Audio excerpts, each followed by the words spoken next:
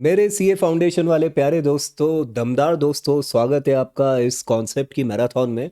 दोस्तों, स्क्रीन पर आप देख रहे हो BRS without adjusting cash book. Actually पूरे बीआरएस चैप्टर में दो तरह के ही क्वेश्चन है और इतने से पेज में हमारा पूरा बीआरएस का प्रैक्टिकल का कॉन्सेप्ट छुपा हुआ है। मैं कॉन्सेप्ट की मैराथन यहाँ पर करा रहा हूँ। मैं लूपिंग मेथड से पूरा रिवीजन भी कराऊंगा, उसमें अभी आप बने रहिएगा। एक बार कॉन्सेप्ट क्लियर कर लो अच्छे से, प्रैक्टिकल भी साथ में करते चलेंगे, कोई दिक्कत नहीं है। जहाँ नीड पड़ेगी पूरा रिवीजन होगा। सब हमें एग्ज़ाम निकालना है, एग्जामिशन के ऊपर जाना है, जनवरी 26 को पेलना है अच्छे से भाई। लेकिन इतनी मेहनत कर ही रहे हो तो 2-5 मिनट में ये बाकी के कॉन्सेप्ट भी समझ लो यार। तो पूरा बीआरएस कॉन्सेप्चुअली ख़त्म हो जाएगा आपका।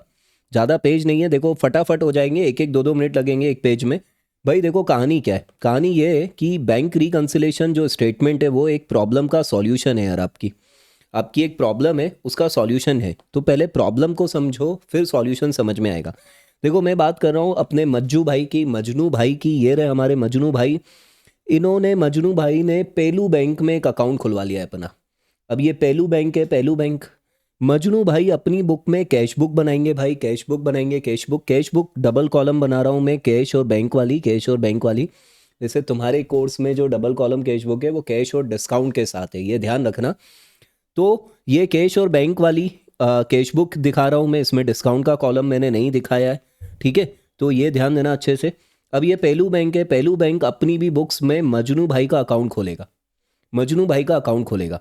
अब ये ध्यान से देखिए, ये जो बैंक कॉलम है कैश बुक का, ये एक चीज़ हो गई। और मजनू भाई का जो अकाउंट पेलू बैंक की बुक में है उसको पासबुक या बैंक स्टेटमेंट के थ्रू आप देख सकते हो। तो ये दोनों बेसिकली मिरर इमेज है, मिरर इमेज, मिरर इमेज। जैसे मेरी शक्ल अभी कैमरे में रिकॉर्ड हो रही है ना, तो जो भी यहाँ पे दिक्कतें हैं वो सब कैमरे में दिखाई दे रही हैं। तो वैसे ही मिरर इमेज होती है भाई, मिरर इमेज होती है। ये मिरर इमेज क्या है वो मैं समझा देता हूँ। जैसे मिरर इमेज की कहानी भाई कुछ इस तरीके से चलेगी। हमारे जो मज्जू भाई है, मजनू भाई है, मजनू भाई है ना, मजनू भाई और बैंक है ना। मैं एक सिंपल बता देता हूँ मिरर इमेज क्या होती है। भाई मजनू भाई ने पहले दिन 50,000 जमा किए, तो वो क्या बोल रहे हैं, मुझे बैंक से कितने लेने हैं? 50। तो बैंक भी बोलेगी हाँ भाई हमें 50 ही देने। फिर मजनू भाई ने किसी को इसमें से 20,000 रुपये पे कर दिए और एक्चुअल में बैंक से भी पे हो गए। तो अब दोनों क्या बोल रहे हैं, मजनू भाई बोल रहे हैं मुझे बैंक से 30 लेने हैं, बैंक भी बोल रही है हाँ भाई मजनू भाई हमें 30 देने हैं। तो ये मिरर इमेज होनी चाहिए, एक जैसी होनी चाहिए। मजनू भाई बोले मुझे 30 लेने हैं, तो बैंक बोले हाँ 30 देने हैं। समझ में आ रहा है? लेकिन ये होता नहीं है, ये होता नहीं है। यही प्रॉब्लम है। What? But what when mirror image not same नहीं है। तो उसका सॉल्यूशन है बीआरएस, बैंक रिकंसिलेशन स्टेटमेंट उसका सॉल्यूशन है, और ये प्रैक्टिकल ही बनाना पड़ेगा। ये होता ही है, मिरर इमेज कहने को है लेकिन वो सेम नहीं होगी। क्यों नहीं होगी सेम? उसके कॉजेज हैं। क्या कॉजेज हैं भाई? कॉजेज ऑफ डिफरेंस, ये मिरर इमेज होना चाहिए सेम। दोनों एक जैसी बातें बोलना चाहिए क्योंकि दोनों एक दूसरे की मिरर इमेज है, लेकिन ऐसा होगा ही नहीं, होगा ही नहीं। क्यों नहीं होगा? टाइमिंग डिफरेंस आ जाते हैं, आगे देखेंगे टाइमिंग डिफरेंस को डिटेल में। ट्रांजैक्शन के डिफरेंस आ जाते हैं, बैंक कुछ ट्रांजैक्शन कर देता है जो हमें मालूम ही नहीं होते, हमें बाद में मालूम चलते हैं। जब हम बैंक स्टेटमेंट या पासबुक को देखते हैं तो मालूम चलता है अच्छा बैंक ने ऐसा कर दिया है, अच्छा इसके चार्जेस काट दिए, अच्छा बैंक ने इंटरेस्ट दे दिया, अच्छा बैंक ने इलेक्ट्रिसिटी बिल पे कर दिया, अच्छा हमने ही तो बोला था। तो ये सारी चीज़ें हमें बाद में मालूम चलती हैं। और कुछ गलतियाँ, देखो गलतियाँ इंसान से ही होती हैं, आपसे भी होती होगी और किसी और से भी हुई होगी। तो गलतियों को माफ़ करना हमें है, लेकिन यहाँ पर हमें देखना है गलतियाँ बैंक भी कर सकता है और मजनू भाई भी गलती कर सकते हैं। मतलब जो हमारे एग्जाम्पल में बिजनेसमैन है वो भी गलती कर सकता है। तो इसके कारण मिरर इमेज सेम नहीं होती। अब इन्हें डिटेल में देख लेते हैं। ओहो, फीचर्स ऑफ बीआरएस क्या है पहले ये देख लो। Will bring out any error, कोई भी गलती वलती है तो वो पकड़ में आ जाएगा बीआरएस बनाने से। Undue delay in cheque clearance, मालूम चल जाएगा। मान लो आपने कोई चेक डाला है ना। एक रियल स्टोरी बताता हूँ, जो डमी आर्टिकलशिप करते हैं ना लोग, उनके कारण हमारे ऑफिस में एक बार लफड़ा हो गया था। तो सीए करने वाले बच्चे, फाउंडेशन के महान बच्चे, तू ये सुन ले, तो वो डमी आर्टिकलशिप नहीं करनी है, 2 साल की ही होती है अब तो आर्टिकलशिप। तो अच्छे से करना, जितना नॉलेज लेगा उतना काम में आएगा। यही तो हमारे देश की खासियत है कि एक तो एमबीबीएस डॉक्टर बनते बनते आप प्रैक्टिकल इलाज करते हो, और एक चार्टर्ड अकाउंटेंट बनते बनते आप प्रैक्टिकल ट्रेनिंग लेते हो। यही खासियत है इस डिग्री की। ये बहुत महान डिग्री है भाई, लेनी है तेरे को, लेनी है, तू लेगा, मेरे को मालूम है तेरे को मिलेगी ये डिग्री।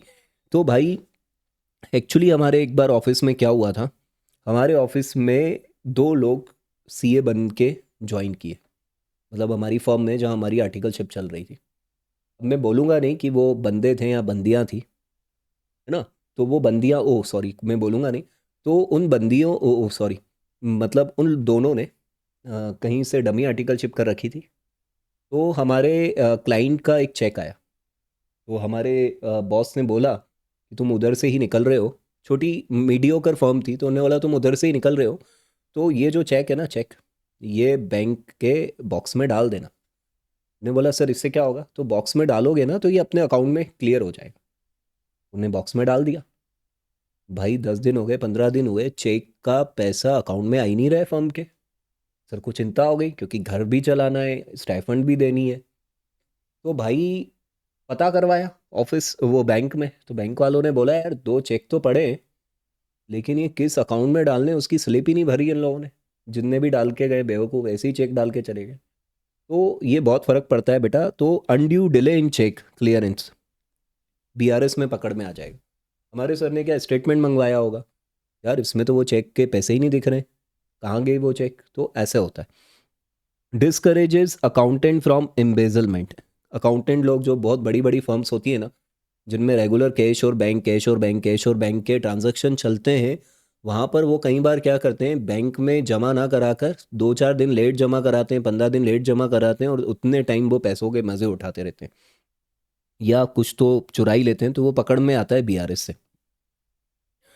कॉजेज ऑफ डिफरेंस, ये मिरर इमेज क्यों नहीं बन पाती है, उसके डिफरेंस के कॉज डिटेल में समझ लेते हैं। थोड़ा सा डिटेल, बहुत डिटेल नहीं है, 5 मिनट में ख़त्म होगा। पहला रीज़न है चेक इशूड, मतलब पेमेंट के लिए चेक दिया but not presented for payment. मैंने आपको चेक दिया, आप मेरे एम्प्लॉई हो, मैंने आपको चेक दिया, तो मैंने अपनी कैश बुक में बैलेंस गिरा दिया बैंक का, लेकिन आपके पास ऑलरेडी इतना पैसा है कि आपने वो चेक बैंक में लगाया ही नहीं पेमेंट रिसीव करने के लिए, तो अभी तक पासबुक में कोई एंट्री नहीं हुई है। तो कैश बुक में बैलेंस गिर गया है, लेकिन पासबुक में रिकॉर्ड नहीं हुआ है, कोई एंट्री नहीं हुई है। तो ये एक डिफरेंस हो गया। Check deposited with the bank but not clear. जैसे हमने चेक डिपॉजिट किया था, तो हमारे सर ने कैश बुक में, मतलब बैंक कॉलम में बैलेंस बढ़ा दिया था कि हमारा पैसा बढ़ गया है, लेकिन पासबुक में वो क्लियर ही नहीं हुआ था। समझ गए ना, समझ गए ना। तो ये डिफरेंस आ जाते हैं। इंटरेस्ट अलाउड बाय बैंक, तो इंटरेस्ट किसने अलाउ किया है, बैंक ने। हम कोई आलिया भट्ट तो है नहीं कि बैंक मैनेजर निकलते निकलते मैडम यहाँ से निकल रहा था तो सोचा आपको पर्सनली बता दूं कि आपको इंटरेस्ट मिल गया है। तो बेटा पासबुक का बैलेंस बढ़ जाता है, लेकिन कैश बुक वालों को मालूम ही नहीं चलता, वो बाद में मालूम चलता है जब वो पासबुक या बैंक स्टेटमेंट देखते हैं ना, तब दिखता है अच्छा इंटरेस्ट मिला है, अच्छा अच्छा। Interest and expense charge by bank, तो पहले किसे मालूम चलेगा, पासबुक को। तो पासबुक बैलेंस गिरा देती है, लेकिन कैश बुक को मालूम ही नहीं चलता। Interest and dividend collected by bank, तो पासबुक बैलेंस बढ़ा देती है, लेकिन कैश बुक में मालूम ही नहीं चलता। ये तीनों 3 4 5 नंबर लगभग सेम कॉन्सेप्ट है। डायरेक्ट पेमेंट बाय बैंक, ये भी सेम है, पासबुक बैलेंस गिरा देगी क्योंकि पासबुक में पेमेंट कर दी है, लेकिन कैश बुक में कोई एंट्री नहीं है, अभी मालूम ही नहीं है। तो ये मिरर इमेज सेम नहीं हो पाती, जबकि होनी चाहिए। Direct payment into the bank by a customer, है ना, direct payment into the bank by a customer, ओहो, तो ये तो इधर ऐसे होगा, ये पासबुक बैलेंस बढ़ा देगी, लेकिन कैश बुक को मालूम ही नहीं चलेगा। समझ रहे हो, पक्का। Dishonour of a bill discounted with the bank, तो पासबुक बैलेंस गिरा देगी, लेकिन कैश बुक को मालूम ही नहीं चलेगा। तो कहीं पर कोई चीज़ पहले रिकॉर्ड हो रही है और कहीं पे छूट रही है, तो ये जो मेन टाइमिंग डिफरेंस हो रहा है ना, उसके कारण मिरर इमेज सेम नहीं हो पा रही है। Ninth, bills collected by the bank on behalf of customer, तो पासबुक में पहले पैसा बैलेंस बढ़ जाएगा, लेकिन कैश बुक को मालूम ही नहीं चलेगा, बाद में मालूम चलेगा। तो ये हमने कुछ रीजंस देखे जिसके कारण हमारा दोनों मिरर इमेज, ये मेरी बैंक कॉलम, ये मेरा पासबुक, ये दोनों सेम होने चाहिए, एक ही बात बोलनी चाहिए, एक ही पाथ पर चलने चाहिए, लेकिन ये नहीं चलते इन्हीं डिफरेंसेस के कारण। अब इनको एक, इन डिफरेंस को कैसे पकड़ा जाए, कैसे ढूंढ ढूंढ कर एक स्टेटमेंट में भरा जाए, रीज़न ढूंढा जाए क्यों डिफरेंस आ रहा है। तो टाइप्स ऑफ क्वेश्चन हमें दो हैं। पहला है भाई टाइप 1, दूसरा है टाइप 2। दो टाइप में तो दो ही टाइप के क्वेश्चन होंगे। पहले टाइप में क्वेश्चन क्या है, बीआरएस बनाना है विदाउट एडजस्टेड कैश बुक, मतलब कैश बुक को एडजस्ट नहीं करना है, बीआरएस बनाना है। तो इसमें पता है क्या है, दोनों में जो डिफरेंस होंगे ना, सारे के सारे कैश बुक और बैंक पासबुक में जो डिफरेंस है, जो भी डिफरेंस है, 10 तरह के डिफरेंस है, 8 तरह के डिफरेंस है, 5 तरह के डिफरेंस है, वो सब बीआरएस के अंदर दिखाई देंगे। तो ये होता है type 1 BRS without adjusted cash book. ठीक है ना, मतलब कैश बुक मतलब बैंक कॉलम को बिना एडजस्ट किए। दूसरे टाइप के क्वेश्चन है BRS with adjusted cash book. इसमें क्या होता है दोस्तों, टाइप 2 में पहले क्वेश्चन में जो जो चीज़ें कैश बुक में एडजस्ट की जाती हैं वो एडजस्ट की जाएंगी। तो कैश बुक को बैंक पासबुक के करीब लाने की कोशिश की जाएगी थ्रू एडजस्टमेंट। एडजस्टमेंट मतलब अकाउंटिंग एंट्री बनाकर। ठीक है। और फिर जो चीज़ें एडजस्टेबल नहीं होंगी, सिर्फ वही चीज़ें बैंक रिकंसिलेशन स्टेटमेंट में आएंगी जो डिफरेंस का मेन रीजंस हैं। तो इसमें दो स्टेप्स होती हैं, किसमें, टाइप 1 में। टाइप 1 में दो स्टेप्स होंगी। और टाइप 2 वाला जो क्वेश्चन है, टाइप 2 वाला मतलब जिसमें बीआरएस तो करना है लेकिन पहले कैश बुक को एडजस्ट करना है, उसमें 3 स्टेप्स होंगी। 3 स्टेप्स क्या होंगी वो हम बाद में देखेंगे, पहले हम टाइप 1 को अच्छे से समझते हैं कि इसमें दो स्टेप क्या है। तो VRS without adjusting cash book मतलब फुल क्वेश्चन, फुल क्वेश्चन, हर चीज बैंक रिकंसिलेशन स्टेटमेंट के अंदर ही आने वाली है। दो स्टेप है। तो पहली स्टेप हमेशा ध्यान रखना, जिस तरह के क्वेश्चन हमें मॉड्यूल में है उनके लिए ये स्टेप्स हैं, ध्यान रखना। कैसे हमें क्वेश्चंस होते हैं, सर हमें क्वेश्चन होते हैं वो कैश बुक का या पासबुक का बैलेंस बताते हैं और बोलते हैं कि पासबुक का बैलेंस बताया है तो कैश बुक का निकालो बैलेंस कितना होगा, और अगर कैश बुक का बताया है तो बताओ पासबुक का बैलेंस कितना होगा। तो हमें ये क्वेश्चन होते हैं सर। तो हमें ये क्वेश्चन कैसे सॉल्व करने हैं, तो इन क्वेश्चन को सॉल्व करने की पहली स्टेप है find starting point of bank reconciliation का जो क्वेश्चन है ना, उसकी स्टार्टिंग पॉइंट विथ साइन। इसमें ये जो कीवर्ड है ना, जो कॉन्सेप्ट का वर्ड है वो साइन है। साइन मतलब plus minus plus minus plus minus. तो अगर मान लो आपका कैश बुक स्टार्टिंग पॉइंट है या पासबुक स्टार्टिंग पॉइंट है, तो इनमें से कोई एक स्टार्टिंग पॉइंट होगा। अब कैश बुक स्टार्टिंग पॉइंट है तो या तो वो डेबिट बैलेंस होगी या क्रेडिट बैलेंस होगी, कोई एक होगा। तो क्रेडिट बैलेंस हुई तो वो माइनस स्टार्टिंग पॉइंट है, साइन। और डेबिट बैलेंस है तो प्लस का साइन है। और अगर स्टार्टिंग पॉइंट पासबुक है तो डेबिट बैलेंस माइनस होगा और क्रेडिट बैलेंस प्लस होगा। मतलब पासबुक में क्रेडिट बैलेंस दिख रहा है तो वो हमारे लिए प्लस, पासबुक में डेबिट बैलेंस दिख रहा है माइनस मतलब ओवरड्राफ्ट, कैश बुक में माइनस दिख रहा है मतलब ओवरड्राफ्ट है, और प्लस दिख रहा है मतलब हमारी असेट है। तो ये चार है। इन चार में से कोई आपको एक स्टार्टिंग पॉइंट लेना है, कोई एक स्टार्टिंग पॉइंट लेना है। सर समझ में नहीं आ रहा, तो देखो स्टेप 1 आपकी बस इतनी सी है। जब आप हेडिंग लिखते हो ना, जैसे आपको सॉल्यूशन की हेडिंग लिखनी है बीआरएस, है ना, तो आप यहाँ पर लिखोगे balance as per cash book. अगर मान लो कैश बुक स्टार्टिंग पॉइंट है, यह आपका पर्टिकुलर का कॉलम हो जाता है। और मैं आपको फॉर्मेट बता रहा हूँ वो प्लस माइनस वाला। तो ये रहा प्लस और ये रहा माइनस। तो आपको कुछ नहीं करना है, बैलेंस इस पर कैश बुक। अगर वो डेबिट बैलेंस है तो प्लस वाले में लिख देना, वो अमाउंट 20,000 है मान लो तो 20,000 यहाँ लिख देना। ठीक है, 20,000 यहाँ लिख देना। और अगर वो माइनस वाला है तो फिर मतलब ओवरड्राफ्ट वाला है तो वो यहाँ लिख देना। और आपका अगर मान लो बैलेंस एज पर पासबुक दिया हुआ है स्टार्टिंग पॉइंट और नेगेटिव दिया हुआ है, तो ये आ गया आपका नेगेटिव। जो भी अमाउंट दिया होगा, मैंने 20,000 एग्जाम्पल में लिया है, तो बैलेंस एज पर पासबुक ये इतना सा लिखना, ये इतना सा लिखना आपका स्टेप 1 हो गया। लेकिन स्टेप 1 में एक चीज़ है कि वो लिखना कहाँ पे, प्लस में लिखना है या माइनस में लिखना है। अब ये स्टेप 1 यहाँ ख़त्म। अब आपको स्टेप 1 के बारे में कुछ भी नहीं सोचना है, आप लिख दो बस, यहीं पे स्टेप 1 ख़त्म। अब आप आओगे स्टेप 2 में। अब स्टेप 2 में क्या है, do what he has done. Do what he has done मतलब हिंदी में इसको बोलेंगे जो उसने किया वो हम करेंगे, जो उसने किया वो हम करेंगे। इसका मतलब क्या हुआ, इसका मतलब ये हुआ, देखो मैं सिंपल एग्जांपल देता हूँ आपको। ये देखो, ये हमारे महान अभिनेता, महान एक्टर, है ना, फिल्मी दुनिया के महान एक्टर शहंशाह अमिताभ बच्चन जी, और ये राजपाल यादव है। ठीक है, दोनों की हाइट अलग अलग है, पहले दोनों को सेम बेस पे अपन ले आए, है ना। ये देखो हाइट अलग अलग है ना, पैर नहीं टूटा है बीच में से। अब इतना डिफरेंस है हाइट का, तो मैं बोल रहा हूँ ये कैश बुक है और ये पासबुक है। पासबुक इतना बैलेंस दे रही है और कैश बुक इतना, दोनों में डिफरेंस है। अब ये स्टार्टिंग पॉइंट है, मैं बोल रहा हूँ अमिताभ बच्चन साहब को राजपाल यादव बनाओ, तो राजपाल, अब तुम्हारा स्टार्टिंग पॉइंट ये है तो तुम्हें देखना राजपाल यादव को है, what do what he has done. तो राजपाल यादव जी की हाइट क्या है, कम है, तो अमिताभ बच्चन को राजपाल यादव बनाना है तो आपको हाइट कम करनी पड़ेगी, इनकी हाइट कम करनी पड़ेगी। और अगर राजपाल यादव को अमिताभ बच्चन बनाना है तो इनकी हाइट बढ़ानी पड़ेगी, ऐसे। तो do what he has done, जो उसने किया है वो हम करेंगे, जो उसने किया है वो हम करेंगे। समझ में आ रहा है? सर आप एक एग्जाम्पल दे देते तो थोड़ा अच्छा लगता। चलो एग्जाम्पल ले लेते। सर बुक का ही क्वेश्चन करा देते। देखो, बुक के क्वेश्चन कराने में बैठूंगा ना तो वो हमारा लूपिंग मेथड का रिवीजन में होगा। अभी तुम्हें ना सिंपल सा तरीका समझना है कि हो क्या रहा है।